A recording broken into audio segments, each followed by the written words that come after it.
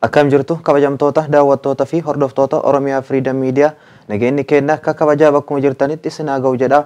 Oduu guyyaa irraa isin biraan geenna jalqaba irratti hangafoota oduu.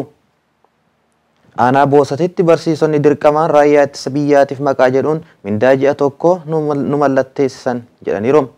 Aanaa Loodee Heexosaatti sirna mootummaa biltsiginnaan maqaa deeggarsa raayyaa ittisa biyyaatiif jedhuun uummata miidhaa jiraatuun dhagahameera. Magaalaa Sallaa keessatti sababa oromummaa isaaniitiif jecha badii tokko malee dargaggoonni manneen hidhaatti dararamaa jiru. Oduu biyya alaatiin gamtaan Awurooppaa Raashiyaa Yukireeniin akka hin weerarre akeekkachiisa dhumaa kenne. Maatiiwwan miidhamtoota balaa xiyyaara Boeing 737 Max Ameerikaan himataman. Oduu dubbisuun kan isin wajjin turu Anfaar Sultaanii amma oduu bal'inaan. Aanaa Boosatitti barsiisonni dirqamaan raayyaa ittisa biyyaatiif maqaa jedhuun mindaa ji'a tokko nu mallatteessaa jiru jedhaniiru. Godina Shawaa Bahaa aanaa Boosatitti maqaa deeggarsa raayyaa ittisa biyyaatiif jedhuun barsiisota dirqamaan mootummaan biltsiginnaa mindaa ji'a tokko akka nu mallatteessan jedhanii jiru. Bal'ina oduu kana Gadaa Olaabuu akka itti aanutti isin dhiyeessa.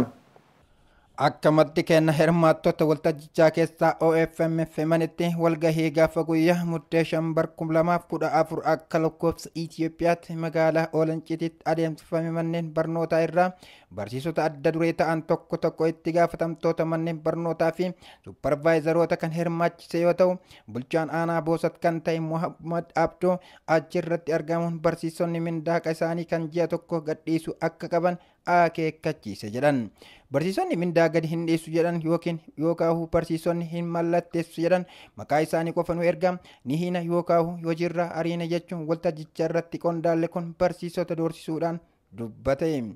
Kanuma ilaalchisuun jedha maddi kenna kun gaafa guyyaa 6/2014 akka lakkoofsa Itoophiyaa akka wiirtuu manneen barnootaatti yookaan CRCtti walgahiin barsiisota adeemsifame irratti barsiisonni yaada kaasaniin manni jireenya barsiisota hedduuf hanga ammaatti hin kennamneefi kuufamni ji'a sagalee kan barsiisonni bulchiinsa magaalaa Finfinnee nyaatan nuyi hanga ammaatti hin arganne. Nuti mootummaa meeqaan bulaa jirra? Qaala'insi jireenyaa hammaatee jira. Kanaafuu hanga humna keenyaatiin kafalla yookaan deeggarsa taasifna malee hanga jedhame kafaluu hin dandeenyu akka jedhanis odeeffanneerra. Itti dabaluunis nuyi barsiisonni gara waldaa barsiisota aanaa fi godinaatti iyyannus furmaata argachuu hin dandeenye jedhanii jiru. Deebiin gara waldaa barsiisota aanaa fi godinaatiin arganne yeroo labsi ariifachiisaa waan ta'eef homaa isinii gochuu hin dandeenyu waan ta'eef waanuma qondaalonni fi hooggantoonni olaanoon sirnichaa isiniin jedhan fudhachuu qabdu kan jedhu deebiin waan gara waldaa barsiisota irraa nuuf kennameef sodaatanii akka mallatteessanis barsiistonni hirmaattota waltajjicha irratti hirmaatan keessaa namni yaada nuuf kennan kun dubbatanii jiru. Turre egaa har'allee deebi'anii wantoonni baay'een sodaa of keessaa qabu jira. Waa'ee mindaa barsiisota aanaa jireetti ilaalcha jechuudha. Inni kunis didee barsiisaa didee nu eeraa akkuma jedhamu san mootummaa waldaa barsiisaa aanaa gaafanne waldaa barsiisaa aanaa gaafanne waldaa barsiisaa aanaa mitara keessaa hin qabne osoo hidhamtanii isin gaafachuu hin dandeenyu. Sa'aatiin amma mootuu sa'aatii kumaandii poostii waan ta'eef sodaataa jirra. Barsiisonni yeroo kana hidhaman jiru. Barsiisonni immoo miidhaman jiru. Fakkeenyaaf Talee irratti barsiisaa wayii rukutanii ture. Barsiisaa rukutame sun kumaandii poostii maatu tume. Kanaafuu barsiisaa saniif jennee mana murtii mana waajjira haqaa bootan hin jiru waajjira poolisii dabalate. Baay'ee tokkotti baay'ee nu doorsisaa jiranii afaan kee qabatti bakka naan jedhamtu jira jedhama waldaan barsiisaa aanaa. Obbo Tulluu Qasoo jedhama baay'ee sodaa keessa jira akkasumas immoo aanaa godinallee bilbilee gaafannee turre itti aanaa waldaa barsiisaa godinaa jechuudha. Innis immoo yaadni kenne waan biyya wajjin taasisan homaa gochuu hin dandeenyu nuti dirqama isin jechuu hin dandeenyu akkasumas immoo mirga bituu hin dandeenyu wanta aanaa murteeffate kaffaluun dirqama maaliif yoo biyyi jiraatte kunum jiraata kanaaf sodaa keessaa qabamu waan ta'eef jechuudha. Egaa kana ta'uu ta'ee isin mootuu waldaa bakka bu'uu hin dandeessanii waldamma keessaniyyuu osoo diineyyuu jechaanii turre haa ta'u garuu isaan sodaa isaan irraa qaban keessaa ka'e kana haasaanii isin isin bira dhaabbachuu ammaaf hin dandeenye yaada jedhutu jira waan ta'eef kanarraa sodaa jirurraa kaanee isin nuti mallatteessine amma firooliin immoo hojjetamee xumurame hojii kana nama didi mindaa irraa qabna yoo didamin ariinaa yoo barbaade himiinaa yoo barbaade ajjeesna amma waa sadiitu jira jechuudha hidhuu ajjeesuu fi hojiirraa ari'uudha jechuudha. Kanaaf barsiisonni baay'een sodaatanii mallatteessan jechuudha malee jaalatee namni mallatteessan jiru. Kanaaf kun gabaasni kun akka miidiyaa irra ooleetiin qaamni inni ilaallatu akka dhaga'u jechaadha fi yaadni hin ta'u jechuudha. Kanaaf isinillee yaada kana hubachuudhaan akka qilleensa irra nu hojjetan kabaja wajjin isin gaafanna galatooma fayyaa horaa bulaa deebanaa nuuf jiraadhaa isin jedha. Aanaa Loodee Heexusaatti sirna mootummaa Biltsiginnaan maqaa deeggarsa raayyaa ittisa biyyaatiif jedhuun uummata miidhaa jiraatuun dhagahame. Godina Arsii aanaa Loodee Heexusaa gandoota magaalaa fi baadiyyaa aanichaa keessatti saamichi uummata irra gahaa jiru hammaatuun uummanni boo'ee himataa jiraachuu maddi keenya OFM'if himaniiru. Babal'ina oduu kana Jibriil Muhammad akka itti aanutti isin dhiyeessa. Aanaa Loodee Heexusaatti sirni mootummaa Abbaarree maqaa deeggarsa raayyaa ittisa biyyaa jedhuun uummata miidhaa jiraachuun dhagahame. Godina Arsii aanaa Loodee Heexusaa gandoota magaalaa fi baadiyyaa aanichaa keessatti saamichi uummata irra gahaa jiru hammaachuu uummanni keenya boo'ee himachaa jira jechuun maddi keenya toora irraa odeeffanne OFM'tti himan. Haalli nageenya aanichaa baay'ee sodaachisaa fi uummanni nagaan bahee galuu dadhabee jira jechuun jiraattonni achii dubbifne OFM'tti himan. Aanaan kun gandoota 28 kan of jalaa qabu yoo ta'u, aanaa kana keessatti gareen nama 20 hin caalle ijaaramee garee tokko irratti qarshiin 17,000 akka qophaa'u dirqamni itti kennamee jira jedhan. Namni garee sana keessatti hirmaachuu dide shaneedhaa deeggaraa Jawaar Muhammad jechuudhaan qabeenyi keenya saamamaa jira jechuun jiraattonni OFM'tti himan. Mataa nama tokkootiin qarshii 1,000 hanga 800 akka kennaa jiranis jiraattonni achirraa dubbifne ni dubbatu. Itti dabaluunis nama qarshii kana kennuu dadhabe ati of kenni waraanatti dabalami jechuudhaan hiyyeessa ijoollee ofii humnaan guddifatu dararaa jiran jechuun maddi keenya kun ni addeessu. Gama biraatiin oorruu qotee bultootaa keessa deemuudhaan tuulaa midhaanii lakkaa'anii nadoo sukkuumsisaa akka jiran jiraatan achirraa dubbifni kun akka itti aanutti dubbata. Bifuma wal fakkaatuun magaalaa Jimaata Loodee keessatti uummanni saamamaa jiraachuu dubbatan. Mana daldalaarraa kaasee mana hanga mana jireenyaatti tokko tokkoon irra deemanii lakkaa'u maallaqa guuraa akka jiranis maddi keenya kun ni ifoomsa. Mana daldalaa tokkorraa qarshii 3,000 mana jireenyaa immoo qarshii 1,500 hanga 800 irraa guuraa jiran jechuun jiraatan achii kan ta'e namni maqaan isaa akka dhaamuun barbaanne tokko OFM'tti himan. Sababa kanaan daldaltoonni suuqii isaanii cufanii karaa dalagatanii ittiin of jiraachisan dhabanii booyaa jiraachuu dubbatamu. Haalli nageenya aanaa keenya keessa jiru baay'ee yaachisaadha. Uummata keenya dararaa jiranii uummata gareedhaan dhaabanii qarshii irraa guuraa jiranii. Qarshiin kun 17,000 birrii 30 mataa nama tokkootiin hanga 800 900 hanga 700 akkasitti deema. Midhaan qucubaluu 12 hanga 14 akkasitti guuraa jiranii irra nama kana hin qabne karaa mana hidhaatti tumuu sodaachisuu nama manaayyuu hin qabne namoonni tokko tokko rakkataan hin jiranii mana hin qabnu nu obsaa jedhanii baruura dabarsitanii guyyaatti godhanii guyyaa sanarra dabarraan mana hidha seenta jedhanii akkasii sodaachisaa jiranii uummanni keenya dararamaa jira. Yaaddoo guddaa keessa jira. Kanaaf miidiyaan keenya miidiyaan uummata Oromoo sagalee nuuf ta'a isiniin jenna. Fakkeenyaaf fudhannee akka magaalaa Jimaata Loodeetti nama suuqa jabaa qabu haga qarshii 2,000 hanga 3,000 irraa guuraa jiranii. Kan sanaa gadillee akkasumatti irra deemanii dararaa jiranii. Kana namni hin kafalle suuqii cufatee hidhamuudha. Kafaleen akkasitti uummata dararaa jiran jechuudha. Ji'a tokko gaafatanii sana booda itti deebi'anii ammallee akka haaraatti gaafatanii uummata baay'ee dararaa jiran. Uummata baadiyyaas ta'ee kan magaalaas dararamaa jira uummanni keenya. Kanaaf miidiyaan keenya cinaa nuuf dhaabbadhaa sagalee nuuf ta'a isiniin jenna. Qeerroon aanaa Loodee Heexusaa kana dura wareegamuu artistaa Haacaaluu Hundeessaa booda sirna kana balaaleffataa akka turee fi itti bahee kallattiidhaan falmaa kan ture yoo ta'u ammas mootummaan kun akka Oromoo hin taane hawaasni keenya nuuf hubatee akka mormii godhamuu qabu kamuun godhee mootummaa kana ofirraa kaasuun waamicha goonaaf jedhan. Uummannis duraan mootummaa Oromoo seenee garuu amma mootummaa abbaa irree duraanii saniin gochi isaa akka wal fakkaatu hubannee jirra jechuun uummanni aanaa loodee tosaa dubbatan.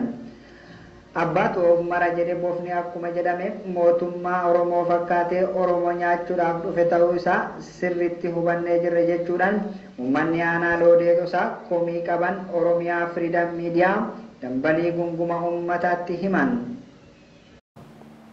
Magaalaa Asallaa keessatti sababa Oromummaa isaaniitiif jecha badii tokko malee dargaggoonni manneen hidhaatti dararamaa jiru. Godina Arsii Bahaa magaalaa Asallaatti dargaggoonni sababa Oromummaa isaaniitiif jecha badii tokko malee erga hidhamanii baatii lamaaf deemaa akka jiran maddi keenya OFM'tti himaniiru. Babal'ina oduu kana Gadaa Olaabuu akka itti aantis ni dhiyeessa. Akka maddi keenya jedhanitti dargaggoonni kunneen dhalootaanis naannawa Asallaa kan ta'an kunneen dargaggoota keessumaa qabsoo waggoota afran darbanii keessatti shoora olaanaa qabaataa kan turan ta'uu maddi keenya nuuf himan. Badii tokko malee sababa Oromummaa isaaniif akkasuma sabboonummaa quuqama gareenyaatti saba isaanii qabanii fi akkasuma hawaasa keessatti fudhatamummaa kanneen qaban yoo ta'an mootummaan sirna bilxiginnaatiin immoo shakkamaa ta'anii carraa biraa dhabanii osoo hin fedhin mana hidhaatti guuramanii maqaa kalee diinni ittiin nuuf fixaa bahe nuuf kennameen kunoo har'allee ittiin dararamaa jiru jedhu. Dargaggoonni magaalaa Asallaatti erga hidhamanii baatii lama jalatti siqan kunneenis maqaan isaanii Abdurrahman Hussein Tamaam Hajji Abdurrotufaa miseensa poolisii ture akka ta'ee fi erga gaafa humnoota poolisiitiin butamanii magaalaa Asallaatti hidhamanii gaaffiin tokko kan irratti hin dhiyaannee fi mana murteettis osoo hin dhiyaatin kan jiran ta'uu maddi keenya kun OFM'f himanii jiru. Kanuma wal qabate dhalataa naannawa Asallaa kan ta'e dargaggoon Muhammad Girboo yookaan gara marsaa hawaasaatiin Arsii Gaafa Lolaa jedhamuun kan beekamu kun torban darbe keessa hayyoota Oromoo mana hidhaa Qaallittee jiran gaaffiidhaaf Finfinnee akkuma deemeen hiriyoota isaa waliin achumatti hidhamee jira. Warroota Muhammad Girboo waliin hidhaman gaafa guyyaa sadaasa 19/2014 akka lakkoofsa Itoophiyaatti magaalaa Finfinnee kutaa magaalaa Qaallittiitti qabamuudhaan iddoo isaan itti hidhamanii fi haalli isaan keessa jiran kan hin beekamne ta'uu maddi keenya kun nuuf himanii jiru. Abdurrahman Hussein barreessaa kitaabawwan Haffiin kan jedhamu qeerroo magaalaa Asallaa Nooveembar 2023 akka lakkoofsa Awurooppaatti gaafa guyyaa jimaataa masgiida guddaa Nuur kan jedhamu magaalaa Asallaa ganda duwwaa torba keessatti kan argamu guyyaa jummaa salaatee hiriyaa isaa Tamaam Hajji kan jedhamu barataa kolleejjii waliin salaatanii osoo bahan masgiida afoo kan qabamanii mana hidhaatti darbamanii sababni isaan mana hidhaatti darbamanii tokkos hin beekamne haa ta'uutii isin shaneedhaa ergama shanee qabattanii deemtan kan jedhuun mana hidhaatti guuramanii hanga ammaatitti mana murtii osoo hin dhiyaatanii fi gaafii tokko osoo hin gaafatin waajjira poolisii magaalaa Asallaa aanaa tokkoffaa keessatti kanneen argaman yoo ta'u akkasumas Abdurrahman haalli fayyaa isaa dhukkubsatee ture dhukkubbii saniifis yaala osoo hin argatin akkasumas namoota isa hordofan tokko irratti dhiibbaa geessisuudhaan hanga ammaatitti baatii lama lakkoofsaa kan jiranii fi mana hidhaa keessatti guuramanii kan jiran gaafii tokko malee taa'aa kan jiranidha. Akkasumas qeerroowwan kunniin sadiin sababa tokko malee magaalaa Finfinnee keessatti butamanii kan hidhamanii fi hanga ammaatitti iddoon isaan jiran beekamuu kan hin dandeenye ta'uu isaati jechuudha. Dabalataan qeerroo Muhammad Girboo jedhamu kun yeroo baay'ee irra deddeebiidhaan Qaallittii hayyoota gaafataa kan turee fi akkasumas barreessaa kitaaba shakkinee gaafanne kan jedhu kuusaa walaloo maxxansee kan turee fi dhaloota qubeetiif gumaachee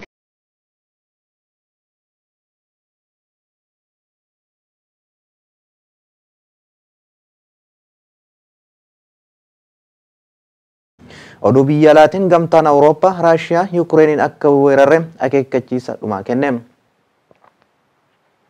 Biyyoonni miseensa gamtaa Awurooppaa ta'an Raashiyaan gonkumaa akka Yukireeniin hin weerarre yeroo dhumaaf akeekkachiisa dhumaa wal ga'aa jiru. Gamtaan Awurooppaa Puutiin akkuma jedhame Yukireeniin kan weeraran yoo ta'e biyya isaanii gatii isaan argatu jechuun itti dhaadataa jiru. Miseensonni gamtichaa walga'ii Miseensonni gamtichaa walgahii kaawunsilii isaa Biraasiliitti taa'aa jiru irratti murtee kanaa fi murtee jajjaboo biroo ni dabarsu jedhamee eegama. Gamtaan Awurooppaa Puutiin akkuma jedhame Yukireeniin kan weeraran yoo ta'e biyyi isaanii gatii isaan argatan jechuun itti dhaadataa jira. Miseensonni gamtichaa walgahii kaawunsilii isaa Biraasiliitti taa'aa jiran irratti murtee kanaa fi murtee jajjaboo biroo ni dabarsu jedhamaa jira. Bulchiinsi Kireemlaandii garuu yaada weerara jedhu gonkumaa hin jiru jechuun haale. Qaamoleen tika biyyoota lixa Raashiyaa yoo xiqqaate loltoota 100,000 daangaa Yukireen irra qubsiisuu odeeffannoon akka qaban ibsanii jiru. Aangoonni Yukireen ammoo Moskoon bara faranjoota haaraa kanatti haleellaa raawwachuuf qophiitti jirti jechuun yaaddoo qaban ibsaa jiru. Hooggantuun Koomishinii Gamtaa Awurooppaa Ursula von der Leyen Raashiyaan dhiphina naannoo daangaa jiru akka tasgabbeessitu gaafataa turan. Raashiyaa weerara jalqabnaan qoqqobbiin dabalataa biyyattii irratti akka kaa'amu ibsuun qondaalli kun. Raashiyaan akeekkachiisa itti kennamaa jiru kana fudhattee of hin sirreessu taanaan qoqqobbiin kaa'amuuf jiru akkaan cimaadha jedhan. Namoonni hedduun akka tilmaamanitti qoqqobbiin hamaadha jedhamu kun ujummoo boba'aa Raashiyaan gara Jarman diriirsitu jirtu Nord Stream 2 jedhamu addaan kutuudha. Ujummoon boba'aa guddichi kun ammallee xumuramee hojii hin eegalle. Akeekkachiisni kun erga pirezidaantiin Firaans Imaanuweel Maakiroonii fi chaansilarri Jarman Olaaf Shoolz gita isaanii kan Yukireen Volodymyr Zelenskiy waliin Biraasiliitti wal arguun mari'ataniin dhagahame. Duree Yukireen Zelenskiyin qoqqobbii Raashiyaa irra kan kaa'amu qabu erga isiin Yukireen weerartee booda osoo hin taane yeroon isaa amma ta'uu qaba jedhan. Raashiyaan waliigalteen daangaa seera biyyoota lixaa waliin akka jirutti feeti. Kun immoo naatoon gara daangaa isiitiin akka hin kaloofne akeekkachiisuu of keessaa qaba. Naatoon ammoo sochiin koo mala ofirraa ittisuu irratti kan xiyyeeffate jira jechuun Reuters gabaaseera. Maatiiwwan miidhamtoota balaa xiyyaaraa Boeing 737 Max Ameerikaa himatan. Maatiiwwan namoota balaa xiyyaaraa Boeing 737 Max mudateen du'a mootummaa Ameerikaa irratti himannaa banuun dhagahameera. Bal'een oduu kanaa Jibriil Muhammad akka itti aanutti isinii dhiyeessa. Maatiiwwan miidhamtoota balaa xiyyaara Booyingii 737 Ameerikaa himatan. Maatiiwwan namoota balaa xiyyaara Booyingii 737 mudateen du'an mootummaa Ameerikaa irratti himannaa banan. Maatiiwwan kunneen Ameerikaan kan himatamtu Booyingii himannaa yakkaa irraa bilisa akka ta'uuf jecha iccitiiwwan waliigaltee himannaa jalaa baafame DPAdhaan qopheessite jechuun akka ta'e beekame. Daandiin qilleensa Itoophiyaa balallii ET 302 bitootessa 2019 Finfinnee irraa gara Naayiroobiitti qajeele akkuma ka'een daqiiqaawwan muraasa booda kufee caccabe. Taateen sun yoo xiyyaara Booyingii 737 maaksii mudatu kan lammataa ture.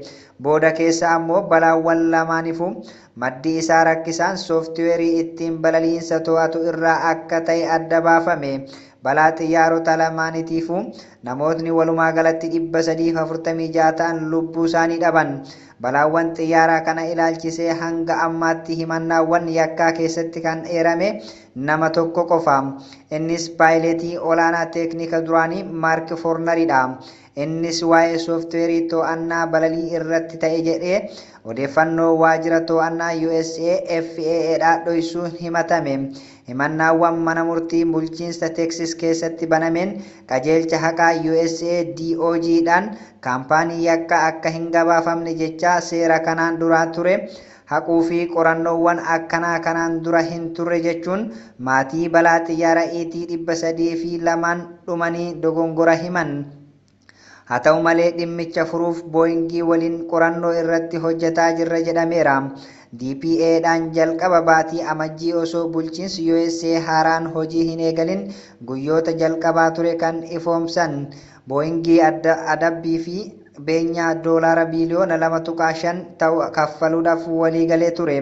Yeroo sanatti waajirri qajeelcha haqaa USA hojjettoota Booyingii odeeffannoo qabatamaa FAA irraa xiyyaara isaa Booyingii 737 maaksii ilaalchisuun kennameef waliin dhahuu isaanii dhoysuuf yaalii taasisuun iftoominarraa daandii bu'aa filataniiru jedhee ture. Abukaatonni miidhamtoota ammoo waliigaltichi bakka Booyingiin dhaabbata seeraa bu'uun mallatteesseef itti gaafatamoon abbootii alangaa qajeelcha haqaa ta'uu adda baasan. Isaanis manni murtichaa akka Booyingiin mirga himatamuu dhiisuu isaa haqaniif waamicha taasisan. Gabaasni kan BBC'ti. Egaan kabajamtoota daawwattoota keenyaa oduu guyyaa kanaaf qabanne isaan kana ture waan nu daawwattaniif galatooma.